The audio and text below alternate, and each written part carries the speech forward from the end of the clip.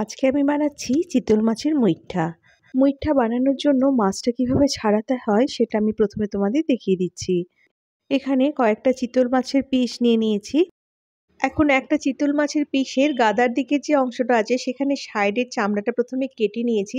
তারপরে চামচে করে এইভাবে টেনে নিলেই দেখবে চামচের মধ্যে মাছটা বেরিয়ে চলে আসবে। এখানে আমি 2 পিস চিতল মাছের গাদার থেকে মাছটা বের করে নিলাম।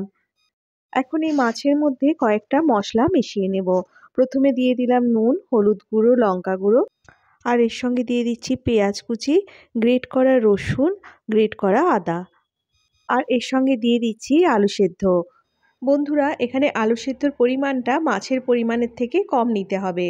এখন সব কিছু খুব ভালো করে মিশিয়ে নিলাম। মাছের মধ্যে সব কিছু ভালো করে মিশে গেলে কিছুটা মাছের অংশ হাতের মধ্যে নিয়ে একটু চেপে চেপে মুইঠাগুলো এইভাবে বানিয়ে নিচ্ছি।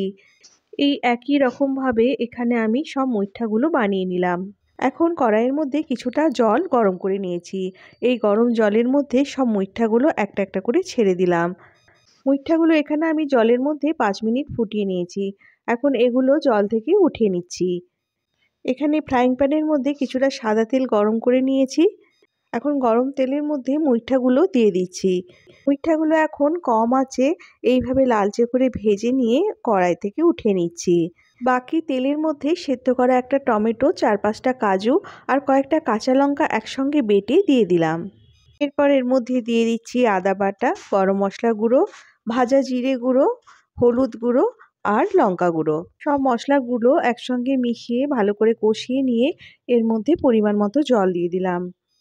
এরপর জলটা অল্প একটু ফুটে উঠলে যে মুইঠাগুলো ভেজেছিলাম সেগুলো গ্রেভিটার মধ্যে দিয়ে দিচ্ছি।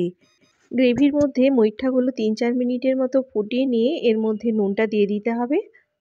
এখন এটা তৈরি হয়ে গেছে, তবে নামাবার আগে এটার মধ্যে অল্প একটু গরম মশলা গুঁড়ো ছড়িয়ে দিতে পারো। মুইঠাগুলো এখানে আমি কড়াই থেকে নামিয়ে পরিবেশন করে দিয়েছি। গরম ভাত দিয়ে চিতল মাছের মুইঠা খেতে বেশ ভালো লাগে। রেসিপিটি ভালো লাগলে প্লিজ চ্যানেলটা সাবস্ক্রাইব করে নিও আর ভিডিওটায় লাইক করে দিও।